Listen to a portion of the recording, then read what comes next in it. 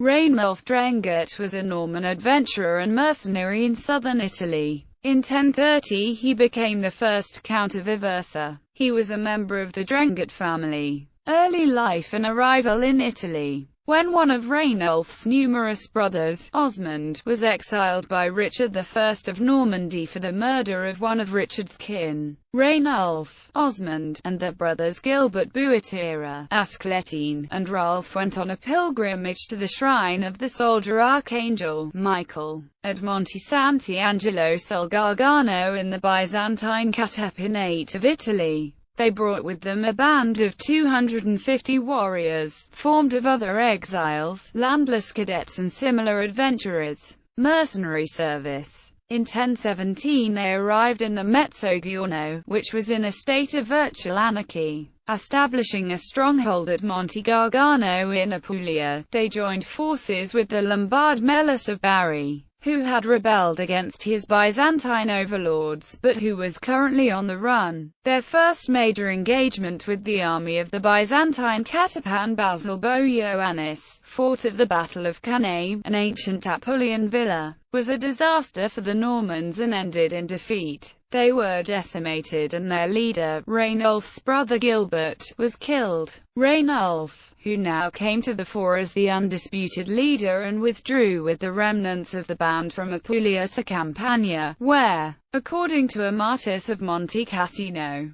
though surrounded by enemies they were able to take advantage of dissension among the undisciplined Lombard lords. They took to protecting, at a price, bands of pilgrims headed for the shrine of Saint Michael from the depredations of other marauders. Rainulf also served the Lombard Pandolf IV of Capua. Under his protection, Martis reports, they hastened to plunder the neighboring places and to harass his enemies. But since human thoughts are inclined to greed and money always triumphs in the end, from time to time they abandoned him. They sold their services as they could, according to circumstances, offering most to him who gave most. Soon the balance of power in Lombard Campania lay in Norman hands, for the Normans never desired any of the Lombards to win a decisive victory, in case this should be to their disadvantage. But now supporting the one and then aiding the other, they prevented anyone being completely ruined. Norman reinforcements and local miscreants,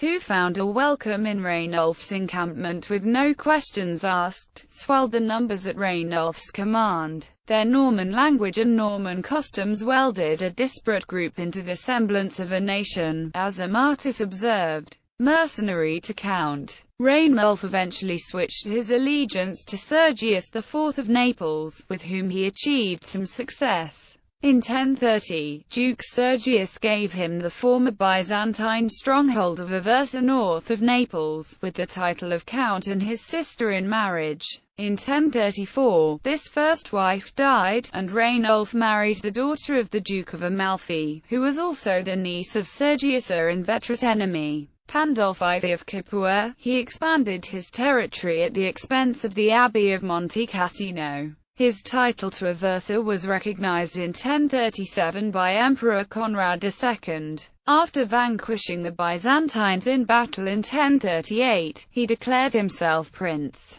formalizing his independence from Naples and from his former Lombard allies. He conquered his neighbor Pandolf's principality, and Conrad approved the union of the two domains, which formed the largest polity in southern Italy. In 1039, he was at the side of Guaimar IV of Salerno and the Emperor Conrad. Ranulf was one of the leader of the anti-Byzantine coalition which rebelled in southern Italy in 1040. He took part in the decisive victory at the Battle of Olivento in March 1041. In 1042, after the victory of his Norman ally William Ironarm, he received from the erstwhile Byzantine territories suzerainty over Saponta and Monte Gargano. He died in June 1045 and was succeeded by his nephew, Ascletine, son of Ascletine of Acerenza. The historians Martis of Monte Cassino and William of Apulia are the main contemporary sources for the career of Rainulf.